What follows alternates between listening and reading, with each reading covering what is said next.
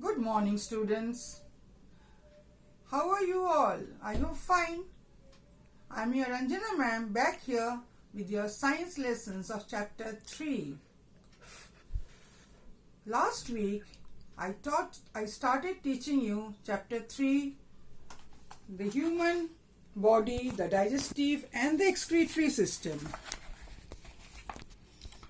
Let us recapitulate what we have learnt. In the first chapter, we have learnt about the different nutrients which our body needs to stay healthy and strong. Do you remember that, students? I hope so. In the second chapter, we studied about the teeth. That the teeth helps to break the food into smaller pieces by biting and grinding the food.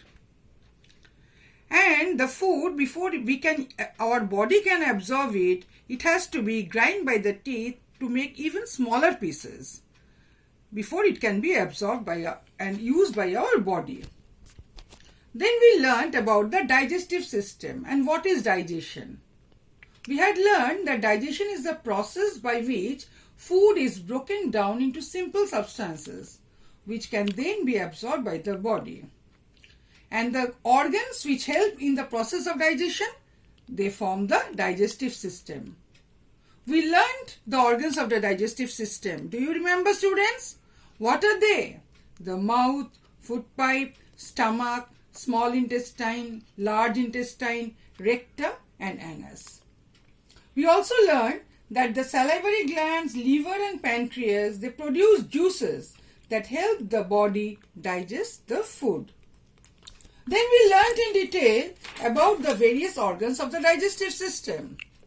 That our digestion starts in the mouth, then the tongue mixes the chewed food with saliva, which is then secreted into the mouth by the salivary glands, which makes the food easy to swallow.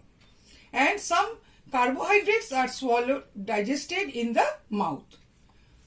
Okay, then the tongue rolls the food into a small ball and so that it can be swallowed easily. Then comes the food pipe. Food pipe is also known as the esophagus. Please underline the word esophagus, the other name for food pipe. Here no digestion takes place, only it is a tube-like organ that carries the swallowed food from the mouth to the stomach. In the stomach, there is digestive juices which acts on the food and makes the food into a thick paste called chyme. Some proteins are digested in the stomach, then the chyme is sent to the small intestine. And what is the small intestine? It is a long coiled tube-like organ which is around 6 meters long.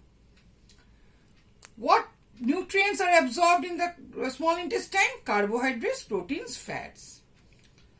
Now the digested food is absorbed into the blood here in the small intestine. The digested food goes into the blood. The liver and pancreas. The liver secretes bile, it is a digestive juice which helps to digest fats. The pancreas also secretes some digestive juices. All these are released into the small intestine. Now the food is absorbed into the small intestine inside the blood. Okay, all the nutrients are absorbed inside the blood. Now the large intestine. What is it? It is a long tube-like organ in which the water in the food is absorbed. The remaining material after the water is absorbed is called feces and is the waste that is thrown out of the body. And what is rectum and anus? It is the last part of the large intestine. The feces is stored here for some time before it is thrown out of the body through the anus. I had done till here. I hope you remember. You have read this chapter. Let us now continue. Importance of chewing food properly. When eating, you should chew your food well. You should not eat in a hurry. Many students, what you do in the tiffin break, you just gobble up your food so that you can go and play. You should not do that. What is needed? You should chew your food well. What happens if you chew it well? It makes the size of the food pieces smaller so that the digestive juices can act on them easily. It also helps the food to go down the food pipe more easily and prevents you from choking. If you eat slowly, what will not happen? You will not have difficulty in breathing. Choking means having difficulty in breathing. So, you should never eat food in big pieces or fast. Take time in eating your food. Turn your page, students. So, the food should be chewed properly so that it can be digested and the nutrients absorbed. The more you chew it properly, what will happen? The food will be easily digested and the nutrients will be absorbed by the blood. Importance of regular bowel movements. The act of throwing out feces from the body is called bowel movement. What is bowel movement? The act of throwing out feces from the body. What is feces? The undigested food. What cannot be absorbed by the body is thrown out of the body as feces. The waste that is left after food is digested and the nutrients absorbed should be excreted regularly. This helps to remove waste and harmful substances from the body and keep the digestive system healthy. So, after the food is digested, the waste needs to be excreted. Then only your digestive system will be healthy. A diet rich in roughage or fiber helps in regular bowel movements. Students, don't eat fast food. Eat food rich in fiber or roughage. That helps in your regular bowel movements. Roughage adds bulk to the food and makes it easier for the body to push the food through the intestine. So, what is the importance of roughage?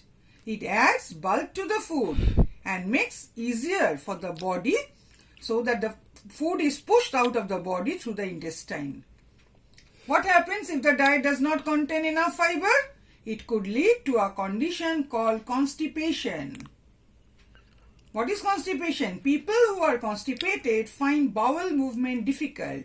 So if your bowel is not clear, what happens? It leads to a situation called constipation where the people have difficulty in the bowel movement. It could lead to pain in the abdominal cavity, the area where the stomach, intestine and other organs are found. So, you should have in your diet roughage or fiber so that there is clear bowel movement. Understood, students? So, this much for today. We will continue in our next class. Read till this much thoroughly and try to understand what has been taught to you. Thank you and have a nice day.